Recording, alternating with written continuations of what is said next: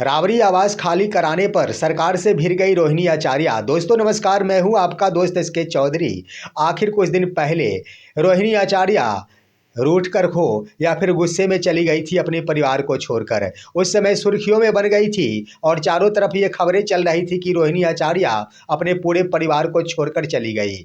यहाँ तक कि खबरों में ये भी खबर चलनी शुरू हो गई कि सिर्फ रोहिणी आचार्य ही नहीं, लालू प्रसाद और राबड़ी देवी की तमाम बेटियां घर छोड़कर चली गई है। लेकिन दोस्तों, आखिर रोहिणी आचार्य ने वही जो कटाक्ष करते थे एनडीए नेता लालू परिवार के ऊपर कि आखिर यह कैसी घड़ी है, लालू परिवार ने आखिर क्या किया कि बेटियां ही घर कर छोड़कर चली गई है। आखिर रोहिणी आचार्य ने उन तमाम कटाक्ष करने वाले नेताओं के ऊपर बड़ा सवाल जरूर खड़ा कर दिया। साथ ही साथ उन्होंने लालू प्रसाद यादव यानी राबड़ी आवास खाली कराने को लेकर जो नोटिस दिया गया, इसको लेकर भी सरकार से भिड़ गई है। आइए आज के इस वीडियो में हम आपको बताते हैं कि आरजेडी नेताओं का कहना है कि राबड़ी आवास खाली कराने के पीछे का कारण आपसी द्वंद्व को दर्शाता है, क्योंकि देश की भावना से ही यह आवास खाली कराने को लेकर नोटिस जारी किया गया है जो नियम के खिलाफ है। आइए दोस्तों, आज के इस वीडियो में हम चर्चा करते हैं कि कैसे रोहिणी आचार्य आखिर सरकार से भिड़ गई और कैसे राबड़ी आवास को नियम के खिलाफ आवास खाली कराने को लेकर नोटिस दिया गया है।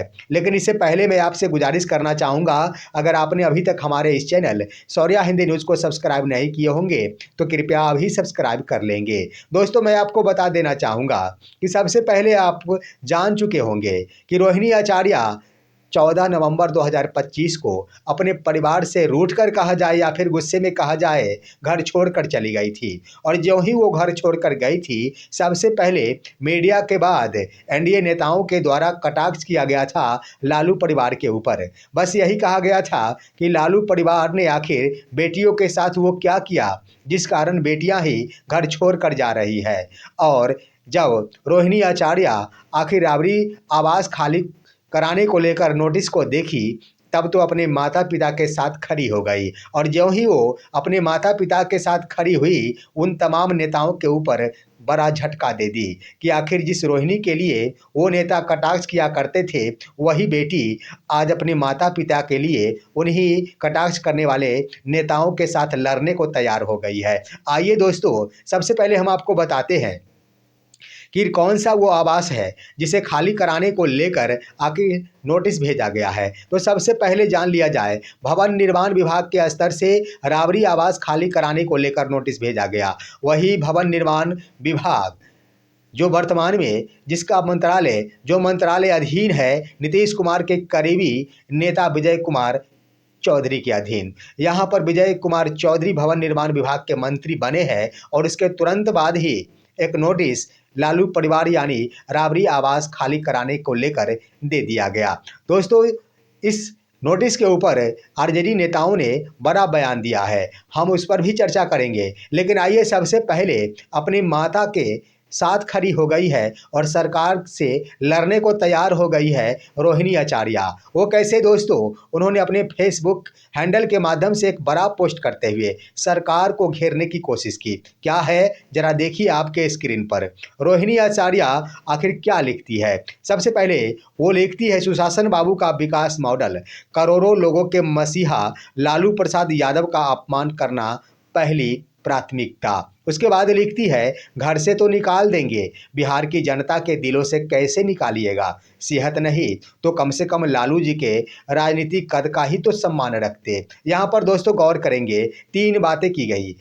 3 बातों में सुशासन बाबू का विकास मॉडल का मतलब नीतीश कुमार के लिए किया गया। उसके बाद वो कहती है कि सुशासन बाबू के नाम से प्रसिद्ध नीतीश कुमार करोड़ों लोगों के मसीहा लालू प्रसाद यादव का अपमान करना ही अपनी पहली प्राथमिकता बना लिए हैं। उसके बाद कहते हैं कि ठीक है, आप घर से तो उन्हें निकाल देंगे, लेकिन आम जनता के दिलों से आप कैसे निकाल पाएंगे? साथ ही साथ वो कहते हैं कि माना कि आपने सेहत पर कोई ध्यान नहीं दिया, लेकिन कम से कम उनकी राजनीति जो कद है उसका भी तो सम्मान रखते। यानी बड़ी बातें कह डाली गई रोहिणी आचार्य के स्तर से। अब आइए दोस्तों, आखिर ये सवाल और ये पोस्ट कैसे किया गया, क्यों किया गया? तो इससे पहले भवन निर्माण विभाग के स्तर से एक नोटिस भेजा गया। वह नोटिस था राबड़ी आवास खाली करने को लेकर, यह 25 नवंबर को ही जारी किया गया और छोटा सा पत्र है। क्या लिखा गया जरा देखिए, वो भी आपके स्क्रीन पर लिखा गया। नेता प्रतिपक्ष बिहार विधान परिषद के आवासन हेतु पटना केंद्रीय पुल का आवास संख्या 39 हार्डिंग रोड पटना करनांकित किया जाता है। उसके बाद लिख दिया गया, तदनुसार पूर्वादेश को भी खंडित करते हुए श्रीमती राबड़ी देवी माननीय नेता प्रतिपक्ष बिहार विधान परिषद को नेता प्रतिपक्ष बिहार विधान परिषद हेतु करनांकित आवास संख्या 39 हार्डिंग रोड पटना आवंटित किया जाता है। प्रस्ताव में सक्षम प्राधिकार का अनुमोदन प्राप्त है। यानी कहने का अर्थ ये है दोस्तों, सबसे पहले जान लिया जाए कि वर्तमान में राबड़ी आवास 10 सर्कुलर रोड स्थित है, जहां वो तमाम लालू परिवार रहते हैं। राबड़ी देवी भी रहते हैं, उसके बाद लालू प्रसाद यादव भी रहती है, तमाम राबड़ी देवी रहती, लालू प्रसाद यादव भी रहते, तेजस्वी प्रसाद यादव भी रहते और उनकी पत्नी भी रहती है।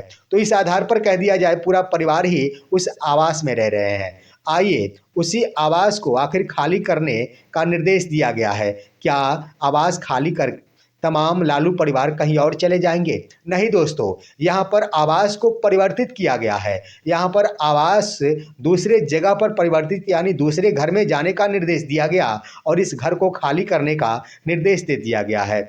वह घर होगा जो कि हार्डिंग रोड स्थित है और आवास संख्या 39 है, वहीं रहने का, वहीं शिफ्ट होने का आदेश दिया गया और वर्तमान में 10 सर्कुलर रोड स्थित जो राबड़ी आवास है उसे खाली करने का निर्देश दे दिया गया है। अब आइए दोस्तों, इसी पर रोहिणी आचार्य भिड़ती नजर आई वर्तमान सरकार से, लेकिन आइए इस पर बातें करते हैं कि आखिर यह आवास कब मिला था। तो राबड़ी देवी को यह आवास मिला था, राबड़ी देवी के नाम से आवंटित हुआ था वर्ष 2005 में, जब नीतीश कुमार की सत्ता आई थी। 24 नवंबर 2005 को सरकार नीतीश कुमार की बनी थी और उसके बाद यह नोटिस देकर आवंटित कर दिया गया था और इस घर को राबड़ी देवी के नाम से आवंटित कर दिया गया था। आखिर क्यों कर दिया गया था? यहाँ पर आरजेडी नेताओं का भी कहना है। आरजेडी नेता शक्ति सिंह यादव ने ही बड़ा खुलासा करते हुए कहा है कि यह घर नेता प्रतिपक्ष के रूप में आवंटित नहीं किया गया था। यह घर पूर्व सीएम के आधार पर, पूर्व सीएम जिनके नाम से एक बार घर अलॉट हो जाता है वह दोबारा बदलता नहीं है। इसी कारण पूर्व सीएम के नाम से यह सरकारी आवास अलॉट किया गया था, जिसे आखिर विखंडित करते हुए कहीं और शिफ्ट करने का निर्देश दे दिया गया है, जो बिल्कुल ही नियम के प्रतिकूल है। तो यहाँ पर आपने देख लिया कि आखिर मुख्यमंत्री जो पूर्व मुख्यमंत्री हो गए थे उसके कारण उसमें रहने के लिए यह घर आवंटित किया गया था। लेकिन अभी जरा देखिए, जो पत्र जारी किया गया है वह नेता प्रतिपक्ष के नाम से जारी किया गया है। नेता प्रतिपक्ष है क्या? ये भी सही है, राबड़ी देवी नेता प्रतिपक्ष जरूर है, लेकिन वो विधान परिषद के नेता प्रतिपक्ष है। विधानसभा के नेता प्रतिपक्ष तेजस्वी प्रसाद यादव है। तो दोस्तों, यहाँ पर पूर्व मुख्यमंत्री के नाम से कभी भी इस आवास को विखंडित नहीं किया जा सकता था। इसीलिए आखिर आरजेडी नेता शक्ति सिंह यादव का कहना है कि यहाँ पर नेता प्रतिपक्ष के नाम के कारण ही इस घर और उस आदेश को विखंडित किया गया है। आइए दोस्तों, उससे पहले की बातें करते हैं कि यह आवास आखिर कैसे आवंटित किया गया था। उससे पहले मुख्यमंत्री के रूप में राबड़ी देवी ही थी। राबड़ी देवी आखिर 25 जुलाई 1997 को मुख्यमंत्री की कुर्सी पर बैठी थी। उससे पहले आइए 23 जून 1997 को सीबीआई के द्वारा 55 नेताओं सहित लालू प्रसाद यादव के ऊपर चारा घोटाला मामले में चार्जशीट दाखिल किया गया था। उस समय ही लालू प्रसाद यादव यह भांप गए थे कि हमारी गिरफ्तारी हो सकती है।